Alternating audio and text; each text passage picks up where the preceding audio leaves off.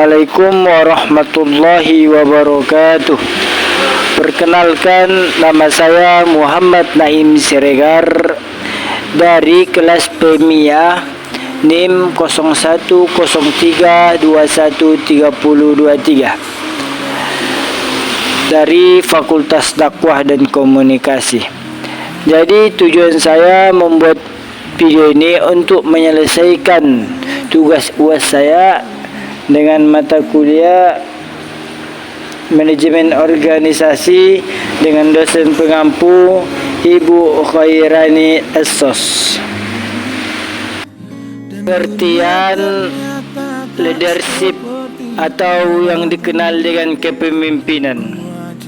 Secara etimologis, kepemimpinan berasal dari kata dasar yang sama, yaitu pimpin, berarti bimbing dan tuntun. Setelah ditambah awalannya dengan P menjadi pemimpin, berarti orang yang berpengaruhi pihak lain, orang yang mengepalai. Kemudian jika ditambah awalannya dengan K menjadi kepemimpinan, Yuk mengatakan yang lain untuk mencapai tujuan organisasi. Studi kepemimpinan menunjukkan bahwa kepemimpinan memiliki dua gaya, yaitu kepemimpinan traksional dan kepemimpinan transformasional. Antara kepemimpinan traksional dan kepemimpinan transformasional, menurut Bas, dalam hal dasar kepemimpinan adalah sebagai sesuatu yang berbeda, namun tidak sesuai proses yang mutually eksklusif. Dengan demikian, kemungkinan seseorang pemimpin menerapkan kedua tipe tersebut pada situasi yang dikarenakan pada kepemimpinan terdapat unsur kecenderungan, baik itu kecenderungan untuk mengarah pada gaya kepemimpinan traksional maupun pada gaya kepemimpinan transformasional. Kepemimpinan menurut Sadarianti menerangkan beberapa komponen sebagai berikut. Yang pertama, proses dalam mempengaruhi orang lain agar mau atau tidak melakukan sesuatu yang diinginkan. Dan yang kedua, hubungan interaksi antar pengikut dan pemimpin dalam mencapai tujuan bersama.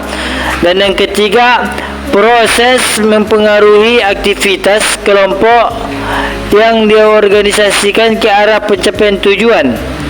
Dan yang keempat, proses pemberarti atau pengarah berarti terhadap usaha kolektif dan mengakibatkan kesediaan untuk melakukan usaha yang diinginkan dalam mencapai sasaran. Dan yang kelima, proses mempengaruhi kegiatan individu atau kelompok dalam usaha mencapai tujuan pada situasi tertentu. B. Fungsi leadership dalam organisasi. Tugas pokok seorang atasan ialah melakukan fungsi-fungsi manajemen yang terdiri atas merencanakan, mengorganisasikan atau menggerakkan dan mengawasi tugas-tugas tersebut dapat terselesaikan dengan menggerakkan orang-orang yang mengikutinya. Seorang pemimpin harus kreatif dan inisiatif serta melakukan dan memperhatikan interaksi manusiawi agar para bawahan mau bekerja dengan baik.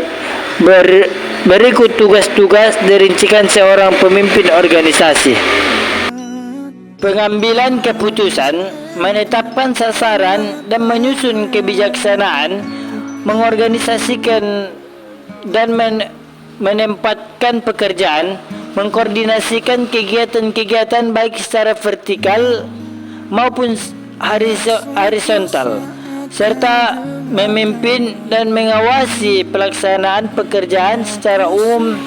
Tugas pokok kepemimpinan berikut: menyusun rencana, menyusun organisasi, mengarah organisasi, mengendalikan penilaian atau melaporkan, mendorong memotivasi bawahan untuk dapat bekerja dengan giat dan tekun, membina bawahan agar dapat memikul tanggung jawab tugas masing-masing secara baik, membina bawahan agar dapat bekerja secara efektif dan efisien, menciptakan iklim kerja yang baik dan harmonis, menyusun fungsi manajemen secara baik, menjadi penggerak yang baik dan dapat menjadi sumber kreatif.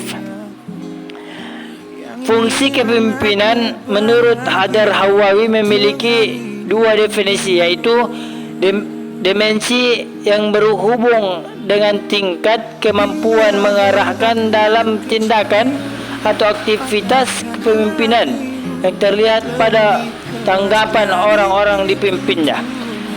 Dan yang kedua, dimensi yang berkenaan yang tingkat dukungannya atau keterlibatan orang-orang yang dipimpin dalam melaksanakan tugas-tugas pokok kelompok ataupun organisasi yang dijabarkan dan ditafsirkan melalui keputusan-keputusan dan kebijakan pemimpin. Sehubungan dengan kedua dimensi tersebut, menurut Hadar Hawawi, secara operasional dapat dibedakan 5 fungsi pokok kepemimpinan, yaitu yang pertama, fungsi interruptif. Kepemimpinan berfungsi sebagai komunikator yang menentukan apa atau isi perintah, bagaimana atau cara mengerjakan perintah, bila bagaimana waktu memulai melaksanakan dan melaporkan keputusan dapat diwujudkan secara efektif, sehingga fungsi orang yang dipimpin hanyalah melaksanakan perintah. Dan yang kedua, fungsi konsulatif. Pemimpin dapat menggunakan fungsi konsulatif sebagai komunikasi dua arah. Hal tersebut digunakan manakala pemimpin dalam usaha menetapkan keputusan yang memerlukan bahan pertimbangan dan berkonsultasi dengan orang-orang yang dipimpinnya. Dan yang ketiga, fungsi partisipasi. Dalam menjalankan fungsi partisipasi, pemimpin berusaha mengaktifkan orang-orang yang dipimpinnya, baik dalam mengambil keputusan maupun dalam melaksanakannya. Setiap anggota kelompok memperoleh yang dijabarkan oleh tugas-tugas sesuai dengan posisi masing-masing. 4. Fungsi delegasi. Dalam menjalankan fungsi delegasi, kepemimpinan memberikan melimpahan wewenang membuat atau menetapkan keputusan. Fungsi delegasi sebenarnya adalah kepercayaan seseorang pemimpin kepada orang yang melaksanakan secara bertanggung jawab. Dan yang kelima, fungsi pengendalian. Fungsi pengendalian berasumsi bahawa kepemimpinan yang efektif harus mampu mengatur aktivitas anggota secara terarah dan dalam koordinasi yang efektif. Dalam suatu organisasi tidak dilepas dengan seseorang pemimpin. Seorang pemimpin pasti memiliki suatu hal yang istimewa dibandingkan dengan anggota yang lainnya yang ada pada organisasi itu. Kelebihan-kelebihan inilah yang kemudian menjadi suatu penilaian daripada anggotanya. Tidak semua orang memiliki kelebihan itu kerana ia tidak dapat dibeli, melainkan dan mendidik dan pengalaman. Sekian tugas saya. Apabila ada yang salah, saya mohon maaf. Assalamualaikum warahmatullahi wabarakatuh.